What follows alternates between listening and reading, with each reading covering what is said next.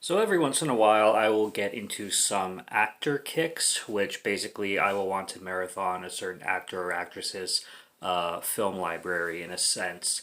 And recently, it's been Bruce Willis.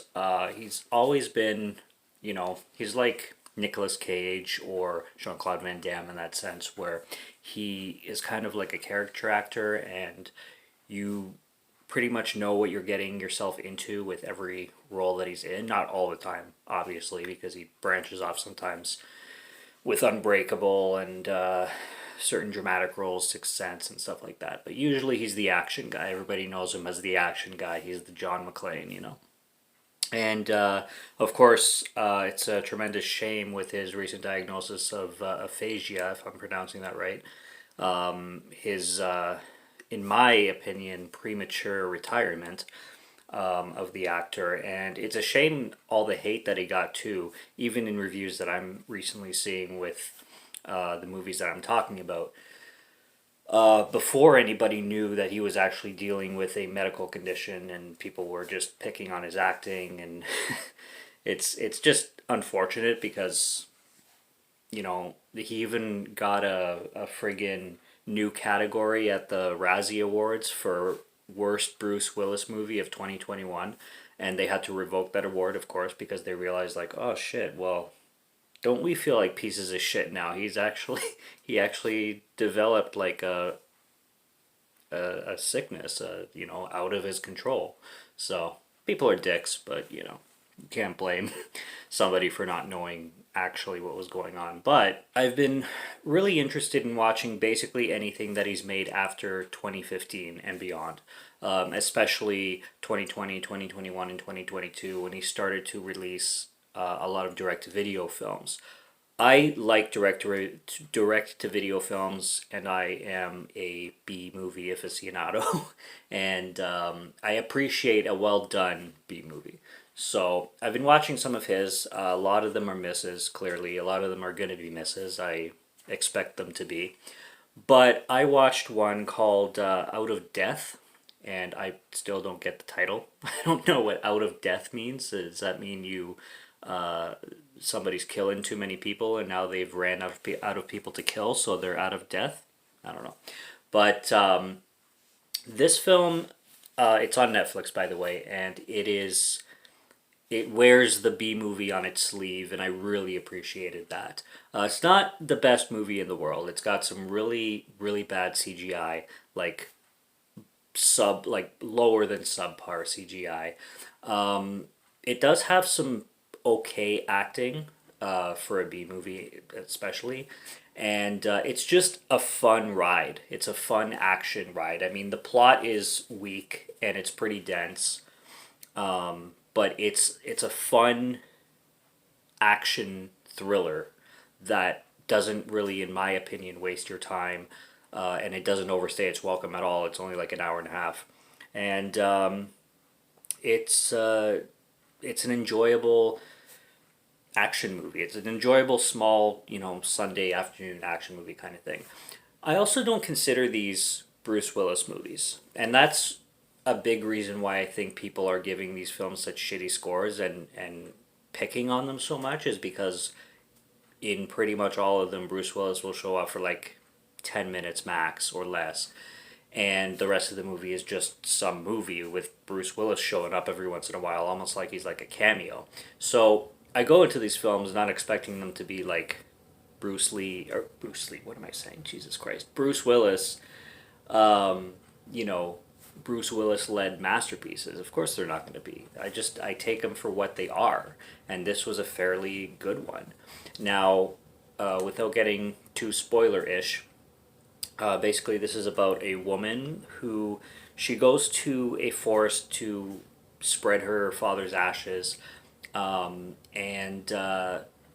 she's unable to do it because she's having a lot of like anxiety problems and issues letting go of the situation. But regardless, she's in the forest and she comes across this crime committed by the local sheriff department, and this woman, this sheriff woman, who basically works with drug kingpins, and they smuggle coke all around, and they're corrupt, corrupt sheriffs, basically, small town police, and they're working with drug dealers, and she witnesses a murder and like a drug deal gone bad kind of thing, where this woman shoots down this really slimy scumbag who it's a really funny scene actually because they meet up and then he just like basically jumps on her and starts like making out with her and she's all with it because apparently they're seeing each other or something, but he's just the slimiest grossest guy the way he's making out with her, and he's just like, I can't keep my hands off of you,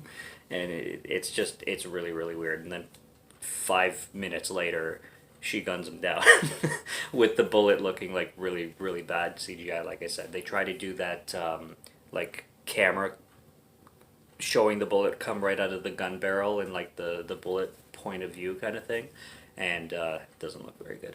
But this woman witnesses this happen, and then these crooked cops and these drug dealers are chasing this woman down through the forest, trying to capture her and basically take her out because she's an eyewitness.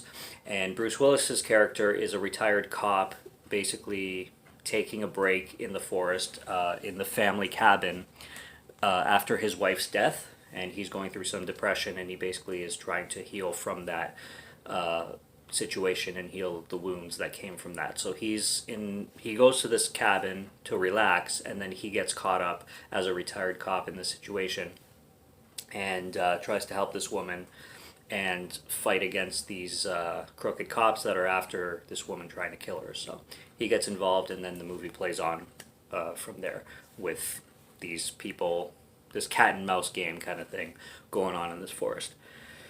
The music is really good. It's really fitting. They do a lot of twang, like southern country rock music throughout the film, and a little bit of country music, a little bit of classic rock, a little bit of soft rock, a little bit of hard rock, but mostly twang. It's got that twang sense to the music, and I really like that.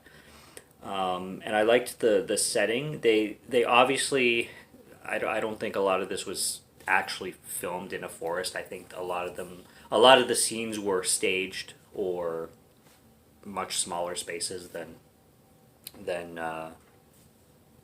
than would actually be like, they didn't shoot in a forest basically. It looked like sets kind of thing. A lot of the set designs looked like sets, not real places.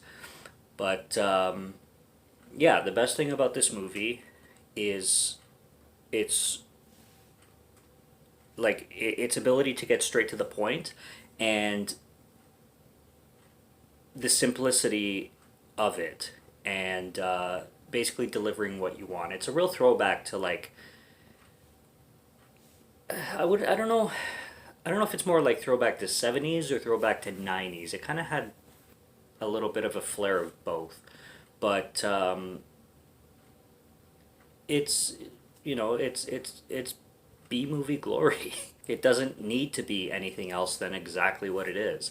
And there's, like I watched another Bruce Willis film called Hard Kill that doesn't even come close in comparison to this one. It's just, the plot is boring. It's a boring movie. The action is boring. The choreography is boring. The characters are boring. The dialogue is horrendously written and horrendously boring. And then, this one is like a breath of fresh air. It's actually, it's not shooting for the stars, but it actually is crafted in something entertaining. At least it was for me. Not everybody's going to agree, obviously. The majority of scores on this film were half star out of 5, but I really liked it. It's free on Netflix, and it's worth a shot. I mean, if you like B movies, and if you like small time little action movies, this one's entertaining, and I really had a great time with it.